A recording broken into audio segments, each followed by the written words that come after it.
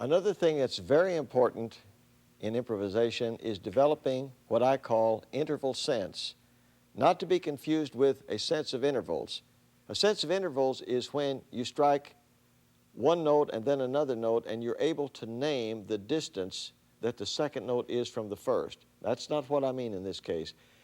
By interval sense, what I mean is that at any time that you're playing, you feel how far it is from the note you're on to the very next note, whether that second note is above the previous one or below it, but there's a feeling. For example, if you were at a keyboard and you were playing Pop Goes the Weasel, as you play along, you go, bo-da-da-da-da-da-dee-dee-dum, bop.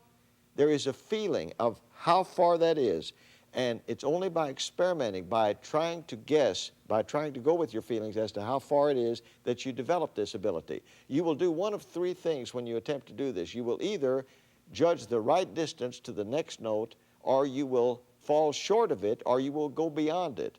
And as you continue to do this and make mistakes, you will find that the same kind of mistake prevails in a great number of cases. That is, when you miss, it will usually be the same way, that you didn't go far enough to the next note or you went too far. And you'll correct this within yourself. And as you keep doing it, you will finally get better and better, that you will begin to judge the proper distance. And when you feel that it's so far to the second note and put your fingers on that note and that's the right note, you will have gained what I call the ability to have interval sense. Very important. Now, a lot of people tell me from time to time that they cannot hear a chord and imagine a melody within themselves that's 6 to 9 notes long. And if that's the case with you, if you really cannot hear a melody internally, another way that I can suggest to you that will help you to be able to play what you think is think about all of the songs you've learned during your lifetime that are what you would call folk songs or nursery rhymes, all the little things that you sang when you were a child. You know those very well in your mind. You've always known those. Try to play those on the guitar. Start in the key of C. Start in the low positions and try to play these songs. When it's possible, try to play them an octave higher or an octave lower. I'll give you an example. For example, Oh Susanna in the key of C. I'm thinking about it and it would come out like this.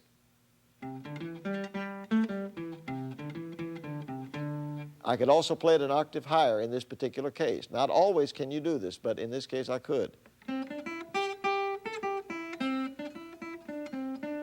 Now the beauty of this is, because you already know these songs and have known them all your life, when you make a mistake and didn't employ the proper interval sense and you went to the wrong place, you went too high or too low to go to the next note, you will know it immediately because you already know that song. So do focus on this point of learning and work with these nursery rhymes and these folk songs. How long do you stay with these? Until you can play them, until you can play all of these songs accurately. Don't embellish them, don't smear or slide or anything. Just play each note exactly as it's supposed to be. And start in the key of C and learn all of these songs in the key of C. Move up into other positions of the key of C and continue to learn them, and then learn in other keys. I suggest that as points of learning that you learn things after the key of C in the key of 1 sharp and 1 flat, and then 2 sharps and 2 flats, and so on until you've mastered all 7 sharps and 7 flats.